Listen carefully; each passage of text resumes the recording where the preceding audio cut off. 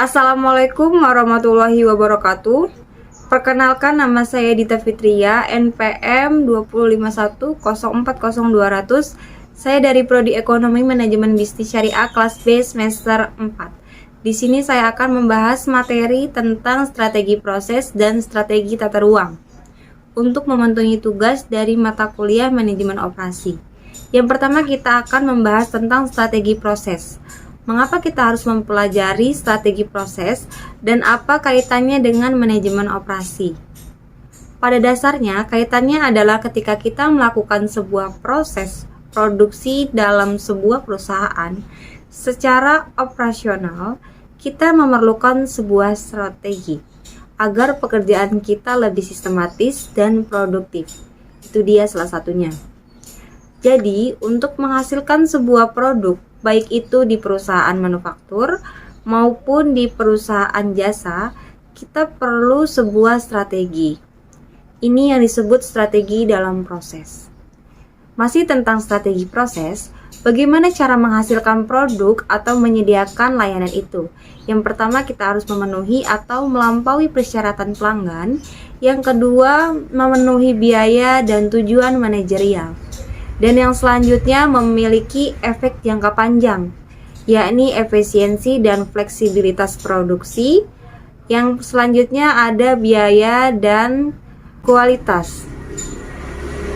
Ada 4 strategi dasar dalam strategi proses.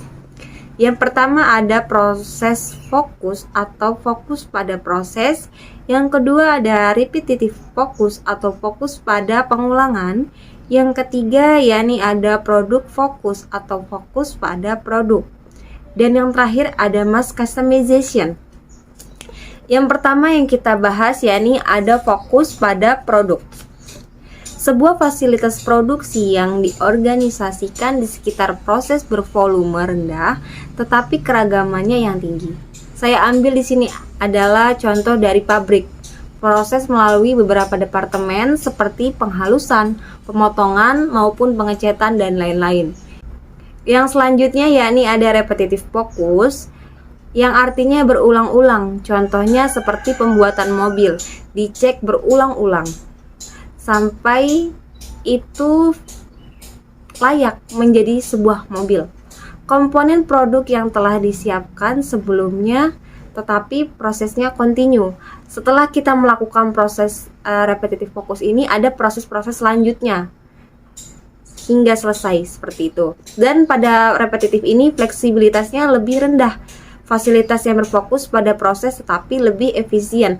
Maksud di sini fleksibilitas yang rendah di sini yaitu dalam pembuatan mobil itu tidak fleksibel pembuatannya.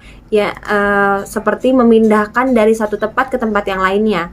Kalau perlu dalam pembuatan mobil ini, biasanya kan dalam pembuatan misalnya pembuatan permen dan lain sebagainya kan dia fleksibel dari tahap satu ke tahap selanjutnya itu berpindah tempat. Tetapi dalam pembuatan mobil ini tidak bisa seperti itu karena kapasitasnya yang terlalu berlebihan gitu, seperti terlalu berat gitu, terlalu besar sehingga tidak fleksibel untuk dipindah-pindahkan seperti itu ya.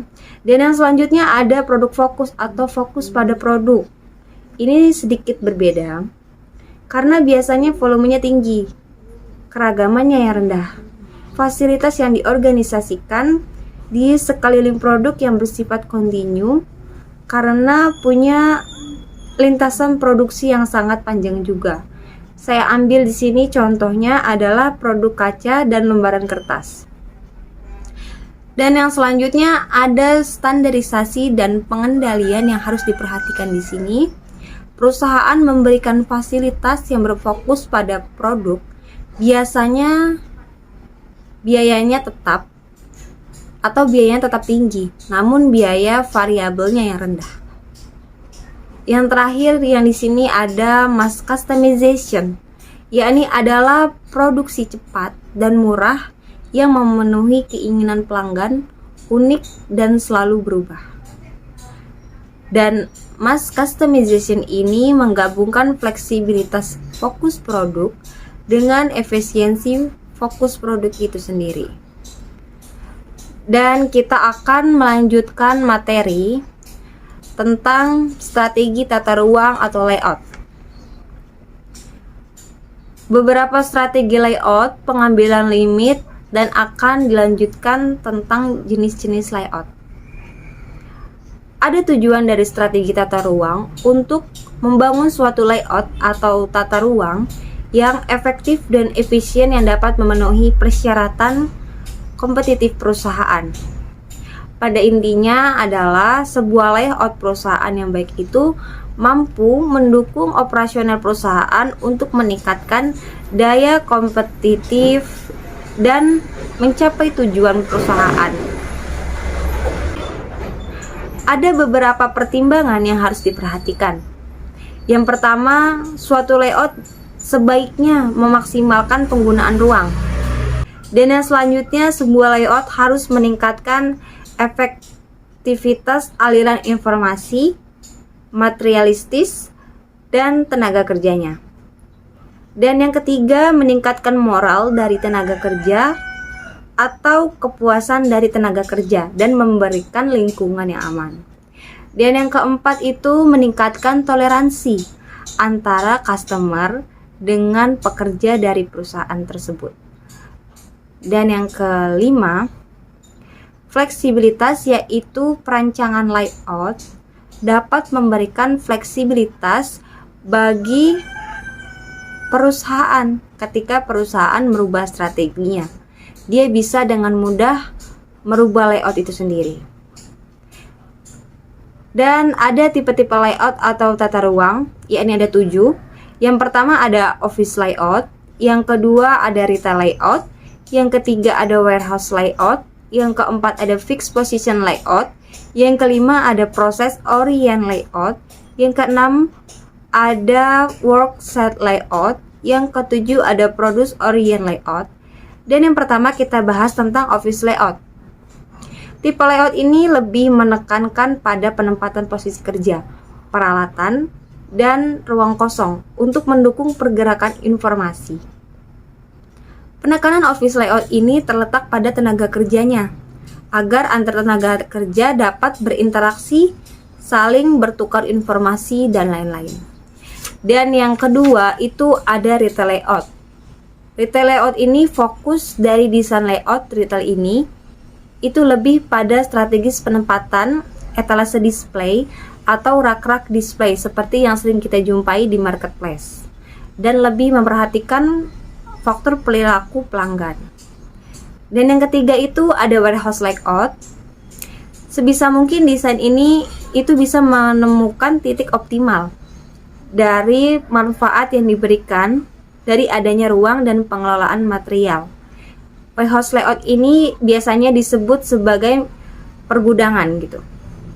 Dan yang keempat itu ada risk position layout. Itu merancang layout agar optimal untuk proyek-proyek di skala besar. Di sini contohnya yaitu pembuatan kapal, pembangunan jalan, dan lain sebagainya. Dan yang kelima ada proses orient layout. Itu lebih menekankan untuk karakteristik seperti dengan jumlah kapasitas kecil namun memproduksi jenis produk yang beragam. Bisa digunakan untuk perusahaan yang produksi jenis produk yang berbeda tapi dengan kapasitas produk yang kecil. Dan yang keempat itu ada work layout. Itu menyusun penempatan mesin dan peralatan yang berproses untuk produksi satu jenis produk yang masih terkait dengan produk tersebut. Workout layout lebih pada penempatan mesin dan tenaga kerja agar mereka lebih efektif dan lebih efisien dalam mengerjakan pekerjaannya. Dan yang ketujuh itu ada product orient layout.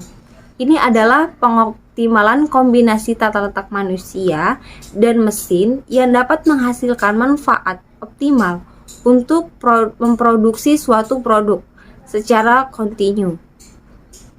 Product orient layout juga lebih pada produksi dalam jumlah yang besar dan berulang. Layout yang bagus harus mempertimbangkan beberapa hal sebagai berikut. Yang pertama yaitu ada peralatan untuk mengelola material itu sendiri. Yang kedua ada fasilitas dan ruang. Yang ketiga ada lingkungan dan estetika. Yang keempat ada aliran informasi. Yang kelima ada untuk memindahkan angka-angka kerja yang sudah ditentukan. Mungkin cukup sekian pemberian materi atau penjelasan materi yang bisa saya sampaikan terkait dengan strategi proses dan strategi tata ruang.